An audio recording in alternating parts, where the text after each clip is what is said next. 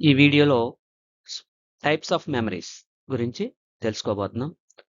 అందులో వివిధ రకాలైనటువంటి మెమరీస్ మరియు దాన్ని గుర్తుపెట్టుకునే కొన్ని టెక్నిక్స్, వాటితో పాటు కొన్ని ఇంపార్టెంట్ పాయింట్స్ వీటిని నేర్చుకుందాం.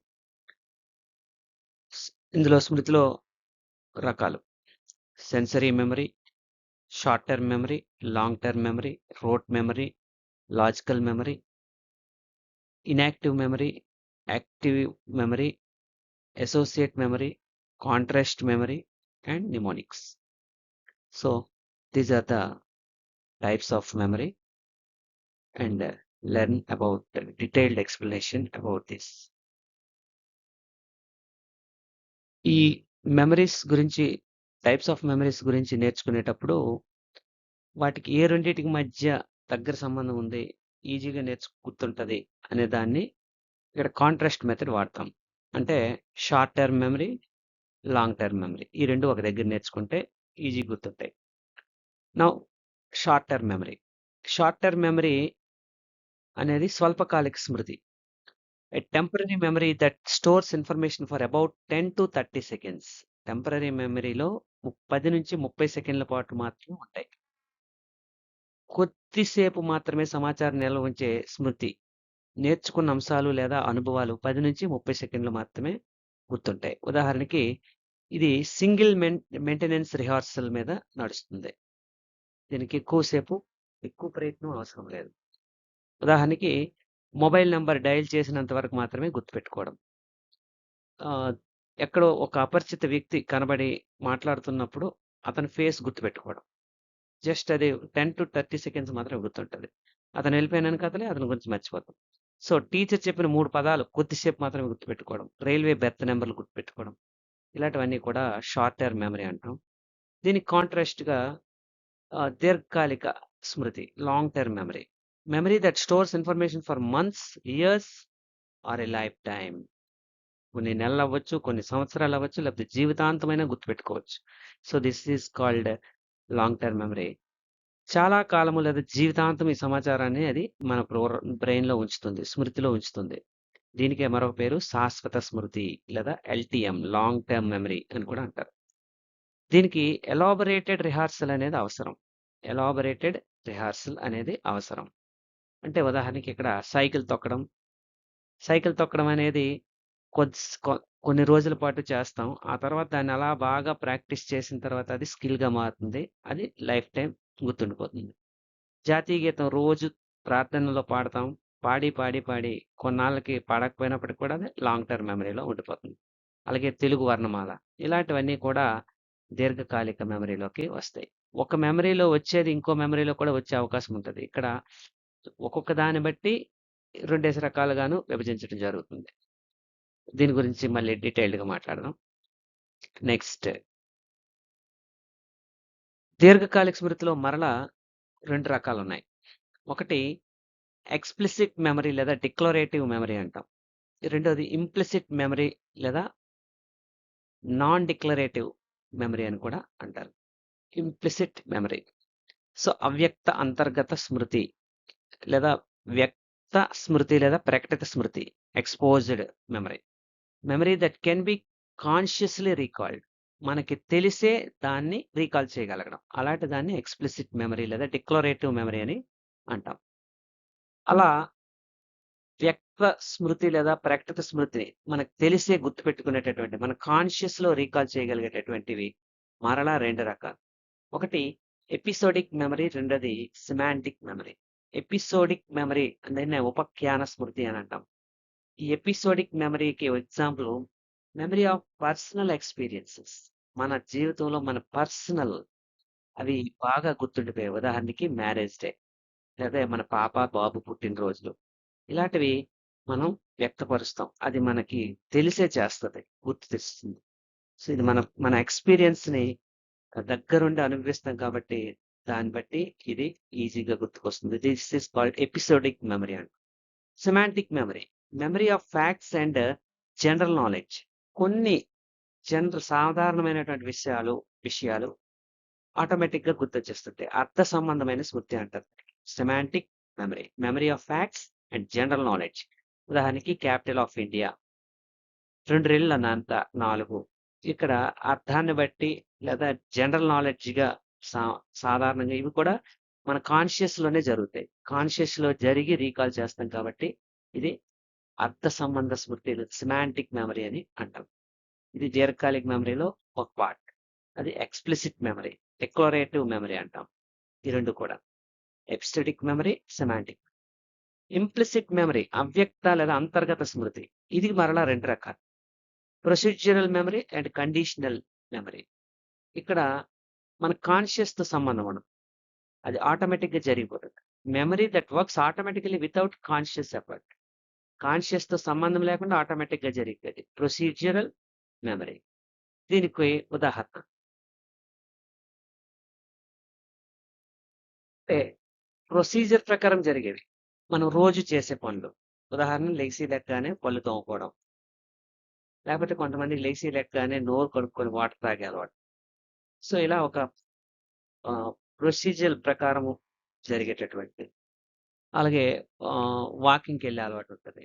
ఇది దానికి సంబంధం లేదు. ఆటోమేటిక్‌గా అది మన అలవాటుతో పాటు జరిగిపోతూ ఉంటది. దీనికి కాన్షియస్‌తో పని అవసరం లేదు. కొన్నిసార్లు మనం తప్పు చేసామంటే అది కొన్నిసార్లు వాడతాం. అలవాటులో పొరపాటు అంటాం. ఆ అలవాటులో అనే స్మృతే ప్రొసీడ్యురల్ స్మృతి. ఇక కండిషనల్ స్మృతి. కొన్ని కండిషనింగ్ జరగబడతాయి. మన చేత నిబంధన చేయబడతాయి. పావలో చెప్పిన నిబంధన అనేది చేయబడతది. అలాంటివి నిబంధన స్మృతి అని అంటాం. అంటే ఉదాహరణకి నిబంధన ఎలాంటి వాటికి నిబంధన జరుగుతది? ఎగ్జాంపుల్ ఆలోచించండి. యెస్. స్కూల్ బెల్ కొట్టగానే పిల్లలు లోపలికొచ్చేస్తారు.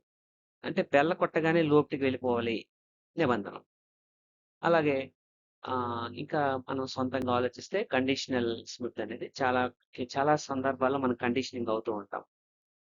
ఉదాహరణకి మనం స్కూల్‌కెళ్ళగానే ఐరిష్ ఏసుకోవాలి. ఇది వెంటనే మనం స్కూల్‌కెళ్ళి ఎళ్ళగానే ఓ మొబైల్ తీస్తాం. వెంటనే ఐరిష్ ఏసేయడానికి తయారవుతాం. అలాగే స్కూల్‌కెళ్ళిపోయి ఎగ్జిట్ అయ్యేటప్పుడు కూడా. ఇలా కండిషనింగ్ చేయబడతాం. ఇది కండిషనల్ స్మృతి అని. ఇది దీర్ఘకాలిక స్మృతిలో మరలా 4 రకాలు. మెయిన్‌గా 2 రకాలు explicit and implicit. Explicit again 2 types, episodic memory and semantic memory, and implicit memory is also 2 types, procedural and conditional. This is called LTM. Next, rote memory and logical memory. Rote memory అంటే బట్టి పద్ధతి, బట్టి స్మృతి and logical memory అర్థం చేసుకొని గుర్తుపెట్టుకోవడం. ఈ 2 కూడా ఒకదానితో ఒకటి పోటీ పడతాయి. ఈ 2 గుర్తుపెట్టుకోవడానికి ఇంగ్లీష్‌లో చెప్పాలంటే memorising information by repetition without understanding.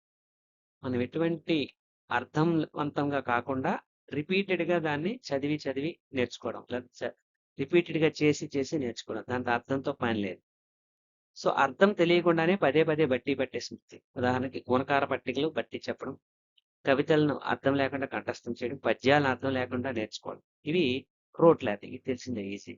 ఇంకా లాజికల్ మెమరీ. ఇది తెలిసిందే. Remembering information by understanding it's meaning and logic.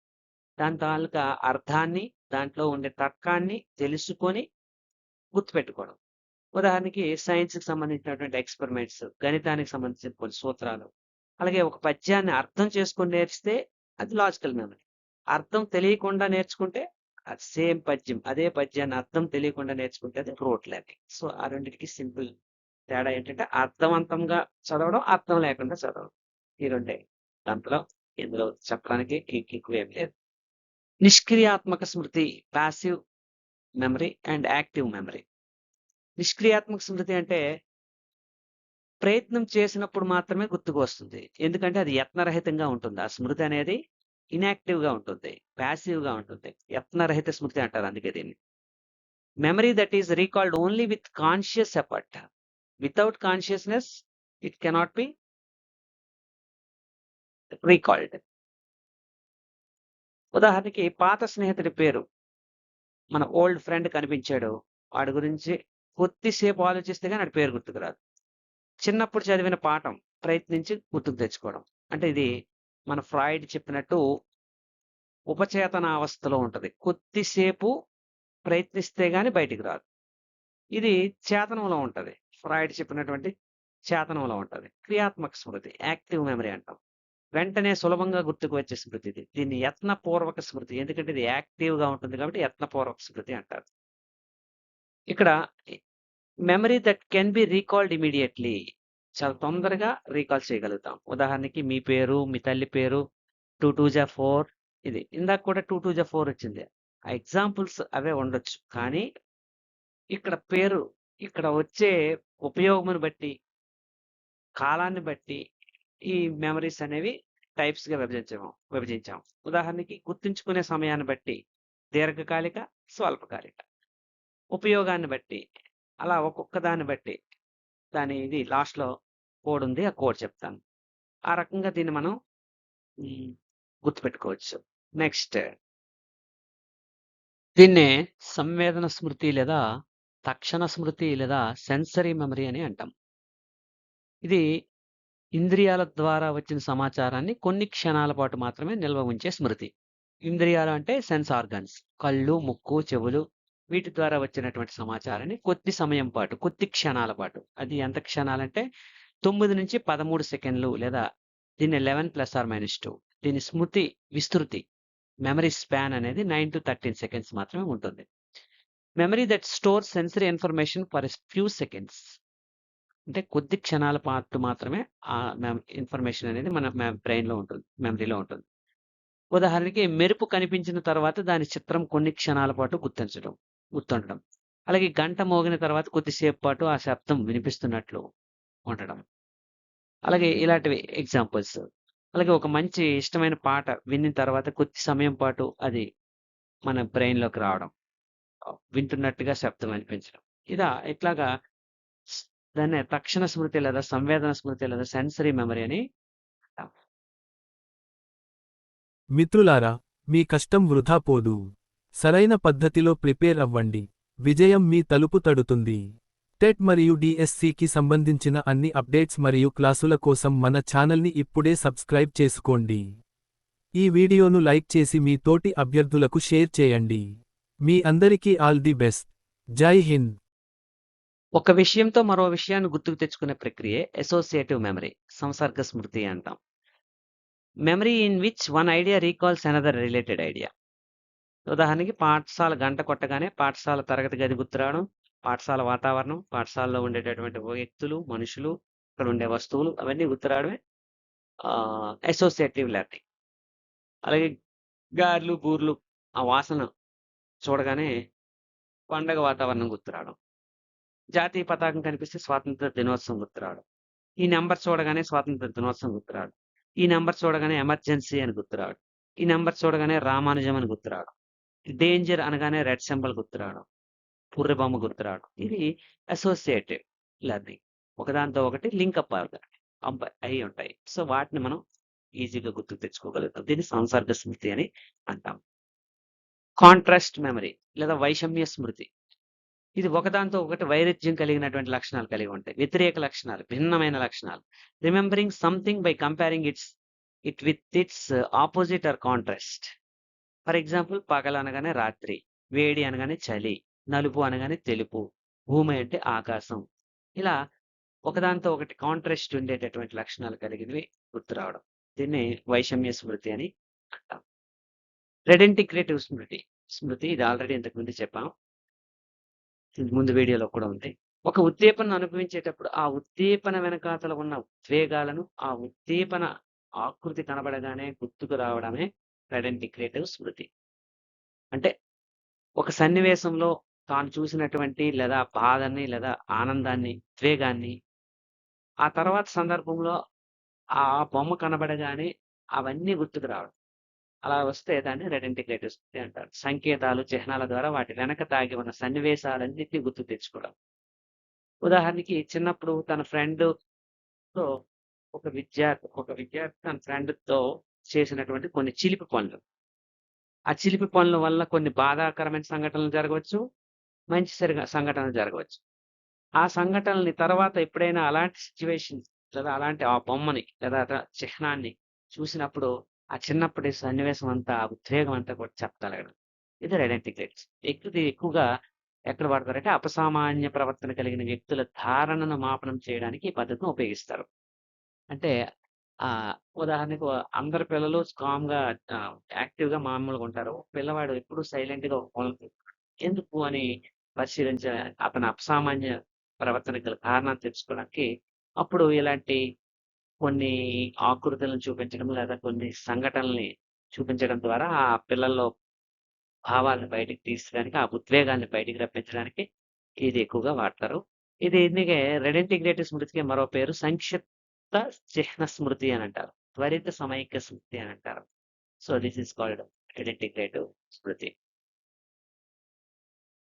దీనికొక గుర్తులు కోసం ఇక్కడ మనం స్వల్పకాలిక, దీర్ఘకాలిక, అలాగే క్రియాత్మక, నిష్క్రియాత్మక, సంసర్గ, వైషమ్య, బట్టి, తర్కం, రోట్ అండ్ లాజికల్ మెమరీ, అలాగే సెన్సరీ మెమరీ. మొత్తం ఇవి 2, 4, 6, 8, 9 ఈ 9 గురించి తెలుసుకున్నాం. సంస్వది. సమ్ అనే సంవేదన స్మృతి సెన్సరీ మెమరీ.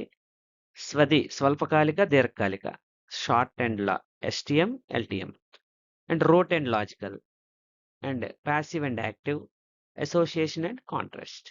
ఇవి మొత్తం స్మృతులకు సంబంధించినటువంటి